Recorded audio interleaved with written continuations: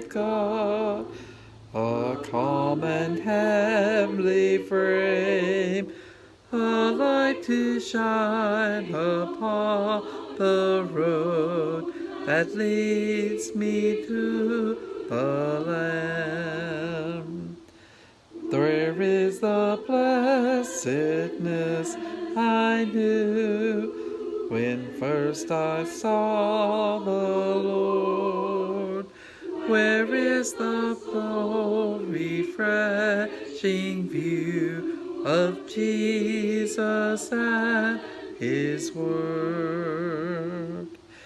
The dearest idol I have known, whate'er that idol be, help me to tear it from thy throne and worship only thee.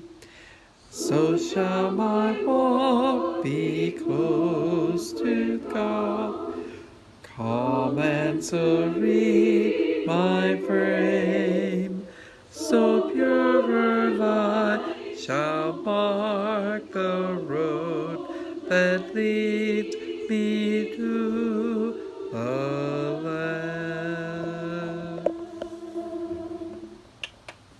Good morning. We are continuing our journey through the scriptures. Still in Numbers, picking up today with chapter 32, verse 1, learning about the tribes east of the Jordan. Now the tribes of Reuben and Gad owned vast numbers of livestock. So when they saw that the lands of Jazer and Gilead were ideally suited for their flocks and herds, they came to Moses, Eleazar the priest, and the other leaders of the people. They said, Atharoth, Dibon, Jazer, Nimrah, Heshbon, Elilah, Seben, Nebo, and Beon. The Lord has conquered this whole area for the people of Israel. It is ideally suited for all our flocks and herds. If we have found favor with you, please let us have this land as our property instead of giving us land across the Jordan River. Do you mean you want to stay back here while your brothers go across and do all the fighting? Moses asked the Reubenites and Gadites. Are you trying to discourage the rest of the people of Israel from going across to the land the Lord has given them? This is what your ancestors did when I sent them from Kadesh Barnea to explore the land.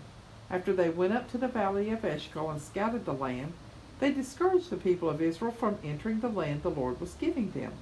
Then the Lord was furious with them, and he vowed, of all those I rescued from Egypt, no one who is 20 years old or older will ever see the land I solemnly promised to Abraham, Isaac, and Jacob, for they have not obeyed me completely. The only exceptions are Caleb son of Jephunneh, the Kenizzite, and Joshua son of Nun, for they have wholeheartedly followed the Lord. The Lord was furious with Israel and made them wander in the wilderness for 40 years, until the whole generation that sinned against him had died. But here you are, a brood of sinners, doing exactly the same thing. You are making the Lord even angrier with Israel.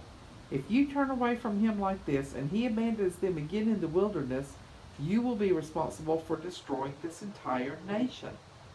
But they responded to Moses, we simply want to build sheepfolds for our flocks and fortified cities for our wives and children. Then we will arm ourselves and lead our fellow Israelites into battle until we have brought them safely to their inheritance. Meanwhile, our families will stay in the fortified cities we build here, so they will be safe from any attacks by the local people. We will not return to our homes until all the people of Israel have received their inheritance of land. But we do not want any of the land on the other side of the Jordan. We would rather live here on the east side, where we have received our inheritance. Then Moses said, if you keep your word and arm yourselves for the Lord's battles, and if your troops cross the Jordan until the Lord has driven out his enemies, then you may return when the land is finally subdued before the Lord. You will have discharged your duty to the Lord and to the rest of the people of Israel. And the land on the east side of the Jordan will be your inheritance from the Lord. But if you fail to keep your word, then you will have sinned against the Lord, and you may be sure that your sin will find you out. Go ahead and build towns for your families and sheepfolds for your flocks. but do everything you have said." Then the people of Gad and Reuben replied, "We are your servants, and will follow your instructions exactly. Our children, wives, flocks, and cattle will stay here in the towns of Gilead. But, sir, all who are able to bear arms will cross over to fight for the Lord, just as you have said." So Moses gave orders to Eleazar, Joshua, and the tribal leaders of Israel. He said, "If all the men of Gad and Reuben who are able to fight the Lord's battle cross the Jordan with you, then when the land is conquered, you must give them the land of Gilead as their property. But if they refuse to cross over and march ahead of you, then they must accept land with the rest of you in the land of Canaan." The tribes of Gad and Reuben said again, "Sir, we will do as the Lord has commanded.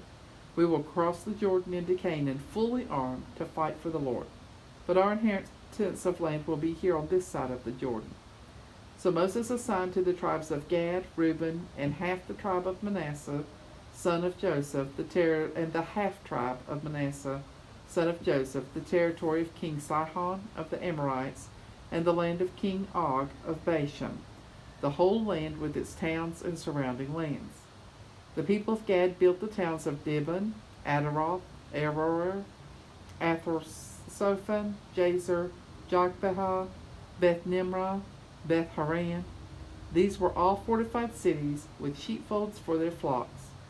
The people of Reuben built the towns of Heshbon, Elileh, Kiriathaim, Nebo, Baal-meon, and Sibnah. They changed the names of some of the towns they conquered and rebuilt. Then the descendants of Machir, of the tribe of Manasseh, went to Gilead and conquered it, and they drove out the Amorites who were living there. So Moses gave Gilead to the Machirites, descendants of Manasseh, and they lived there. The people of Jair, another clan of the tribe of Manasseh, captured many of the towns in Gilead and changed the name of that region to the towns of Jair. Meanwhile, a man named Nobah captured the town of Kenath and its surrounding villages, and he renamed that area Nobah for himself. Remembering Israel's journey, beginning in Numbers 33, verse 1. This is the itinerary of the Israelites that the Israelites followed as they marched out of Egypt under the leadership of Moses and Aaron at the Lord's direction. Moses kept a written record of their progress. These are the stages of their march, identified by the different places they stopped along the way. They set out from the city of Ramesses on the morning after the first Passover celebration in early spring. The people of Israel left defiantly, in full view of all the Egyptians. Meanwhile, the Egyptians were burying all their firstborn sons, whom the Lord had killed the night before. The Lord had defeated the gods of Egypt that night with great acts of judgment. After leaving Ramesses, the Israel set up camp at Succoth. Then they left Succoth and camped at Etham on the edge of the wilderness. They left Etham and turned back toward Pi-hahiroth, opposite Baal-zephon, and camped near Migdol. They left Pi-hahiroth and crossed the Red Sea into the wilderness beyond. Then they traveled for 3 days into the Etham wilderness and camped at Marah. They left Marah and camped at Elim, where there are 12 springs of water and 70 palm trees. They left Elim and camped beside the Red Sea. They left the Red Sea and camped in the Sin Desert. They left the Sin Desert and camped at Dophkah. They left Dophkah and camped at Elish. They left Elish and camped at Rephidim, where there was no water for the people to drink. They left Rephidim and camped in the wilderness of Sinai. They left the wilderness of Sinai and camped at Kibroth Hattaavah. They left Kibroth Hattaavah and camped at Hazeroth. They left Hazeroth and camped at Rithmah. They left Rithmah and camped at Rimmon Perez. They left Rimmon Perez and camped at Libnah. They left Libnah and camped at Risa. They left Risa and camped at Kehelatha. They left Kehelatha and camped at Mount Shephar. They left Mount Shephar and camped at Harada. They left Harada and camped at Machiloth. They left Machiloth and camped at Tahath. They left Tahath and camped at Terah. They left Terah and camped at Mithkah. They left Mithkah and camped at Hashmonah. They left Hashmonah and camped at Moseroth. They left Moseroth and camped at Bene Jaakon. They left Bene Jaakon and camped at Hor Haggidgad. They left Hor Haggidgad and camped at Jothbatha. They left Jothbatha and camped at Abranah. They left Abranah and camped at Ezion Geber. They left Ezion Geber and camped at Kadesh in the wilderness of Zin. They left Kadesh and camped at Mount Hor at the border of Edom. While they were at the foot of Mount Hor, Aaron the priest was directed by the Lord to go up the mountain, and there he died. This happened on a day in midsummer, during the 40th year after Israel's departure from Egypt. Aaron was 123 years old when he died there on Mount Hor. It was then that the Canaanite king of Arad, who lived in the Negev in the land of Canaan, heard that the people of Israel were approaching his land. Meanwhile the Israelites left Mount Hor and camped at Zalmunna. They left Zalmunna and camped at Punon. They left Punon and camped at Oboth. They left Oboth and camped at Ayi Abarim on the border of Moab. They left Ayi Abarim and camped at Dibon Gad. They left Dibon Gad and camped at Almon Diblathaim. They left Almon Diblathaim and camped in the mountains east of the river, near Mount Nebo. They left the mountains east of the river and camped on the plains of Moab beside the Jordan River, across from Jericho. Along the Jordan River, they camped from Beth Jeshimoth as far as Abel Shittim on the plains of Moab. While they were camped near the Jordan River on the plains of Moab, opposite Jericho, the Lord said to Moses, "Speak to the Israelites and tell them, when you cross the Jordan River into the land of Canaan, you must drive out all the people living there. You must destroy all their carved and molded images and demolish all their pagan shrines. Take possession of the land and settle in it, because I have given it to you to occupy. You must distribute the land among the clans by sacred lot and in proportion to their size. A larger inheritance of land will be allotted to each of the larger clans, and a smaller inheritance will be allotted to each of the smaller clans. The decision of the sacred lot is final. In this way the land will be divided among your ancestral tribes. But if you fail to drive out the people who live in the land, those who remain will be like splinters in your eyes and thorns in your sides. They will harass you in the land where you live, and I will do to you what I have planned to do to them." The word of God for the people of God. Thanks be to God. And our closing hymn this morning is "Lead On, O King Eternal."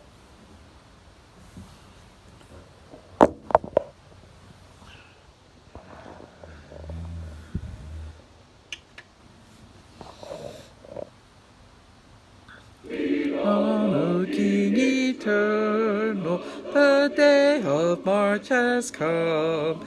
Henceforth in fields of conquest the tent shall be our home. Through days of preparation thy grace has made us strong. And now, O King eternal, we lift our battle song. Lead on, O King eternal, till sin's fierce war shall cease, and holiness shall whisper the sweet amen of peace. For not with swords loud clashing, nor roll of stirring drums, with deeds of love and mercy, will heavenly kingdom comes. Lead on, O King eternal, we follow not with fears, for gladness breaks like morning where'er thy face appears. Thy cross is lifted o'er us, we journey in its light. The crown awaits the conquest Lead on, O God of might.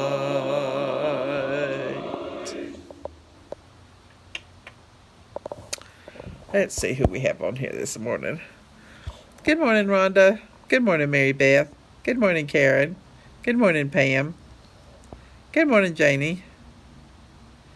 Probably in like the backs of the Bibles that have a lot of maps, but that's a good question, Janie. I need to look. There's a lot of really good maps in the Bible at the church building. I'll look and see if they have that mapped out. That's a great question. Hope everybody has a wonderful day, and I will see y'all back tomorrow morning at 8. Oh, good morning, Jim and Peggy. Good morning, Shirley. Y'all remember that I do email or text after I upload this on YouTube. So if you know anybody who might be interested in joining us in our daily Bible reading but doesn't do Facebook, if you'll send me their email or text, I'll be happy to send them to add them to those ways of sharing. Y'all have a great day. Bye.